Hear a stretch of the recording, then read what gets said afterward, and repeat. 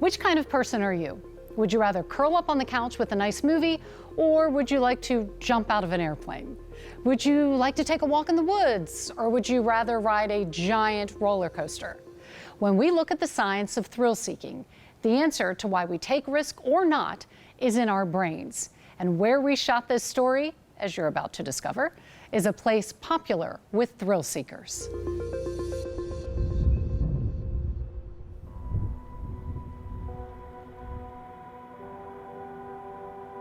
Back when I was an undergrad at Emory, I knew this as the Georgia Mental Health Institute. It was a regional mental health institute.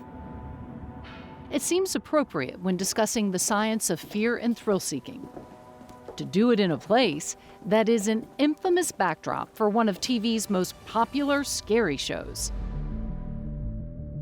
My friends who know me well say that it's not for me because I get scared really easily. We invited psychologist Dr. Kenneth Carter to join us at the former Georgia Mental Health Institute, which is known to fans of Netflix's Stranger Things as Hawkins National Lab, a place where a lot of bad stuff happens. Fear and is sort of the price of admission to what they want to do. For me, it's just about understanding other people. And there are literal signs from thrill seekers all over this now empty building, slated to soon be demolished. Stranger Things fans have found their way in and left their mark.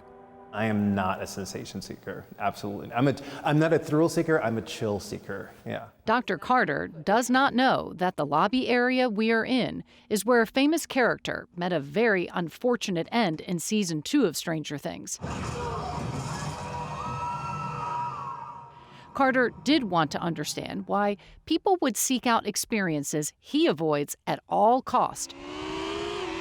And his book, Buzz, shares research and sheds insight into the people who are risk takers, sensation, and thrill seekers. A lot of it is biological. I mean, maybe 60 to 70% of it's due to some chemicals that we have that are more likely to make people thrill seekers than not.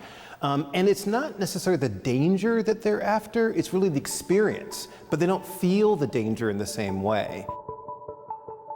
Carter says there are 2 main chemicals involved: cortisol, that is the fight or flee chemical that kicks in when something scary happens, and dopamine, which is a pleasure neurotransmitter, the feel-good chemical. So when I'm in a roller coaster, I've got so much cortisol in my system, I'm not enjoying it. So even if I do have some dopamine, it's just too overwhelming for me. A high sensation seeker, on the other hand, is going to have a lot of dopamine, a lot of pleasure, but not that much cortisol, so they're in that sort of vibing state.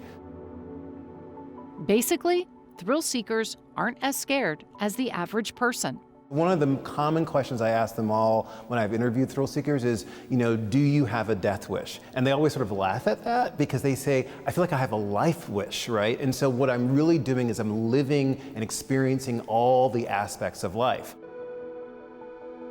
Their bodies aren't sending off those alarms that tell them that this is a dangerous thing. And so they're more likely to engage in those things because their body's not saying, don't do this. My body, as a low sensation seeker, is telling me almost everything is dangerous, and so I probably don't engage in life as much as a high sensation seeker might. But the problem is I just don't have the, software, the hardware to run that program in my body. Dr. Carter and I made our way into the bowels of the building, and because he didn't know what happened in Stranger Things in these halls, or this boiler room, or these tunnels, and because there was a video crew with him in the dark, he was fine. Still, now that you've been at Ground Zero, do you think you'll watch Stranger Things? Probably not, but I'll ask some friends about it. There is a dark side to thrill seeking. There are higher levels of substance use and abuse among high sensation seeking people. But they also play important roles in our communities. We need them in our society. First responders, emergency room physicians and nurses, window washers, in high-rise buildings, police officers, we utilize those individuals to help sort of protect society and do certain kinds of things. And they're really good at being able to do that. But we also need people like me to sort of stop the bad things from happening, because they're the extra cautious people. And so trying to find that balance and sort of understanding each other and ourselves, to me, is what this is all about.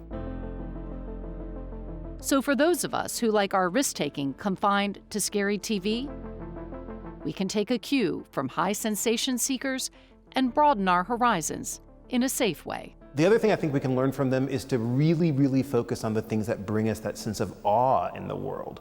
As a low sensation seeker, I get sort of that awe experience from sunrises and the beach. High sensation seekers get it from climbing up on mountains and that kind of stuff. I think we could all use that awe in our lives a lot more.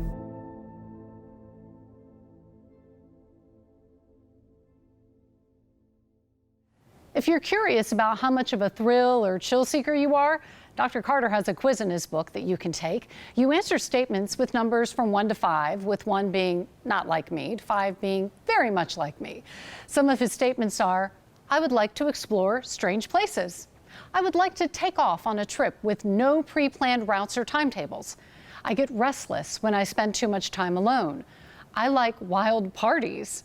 I would love to have new and exciting experiences, even if they are illegal. I would like to do frightening things.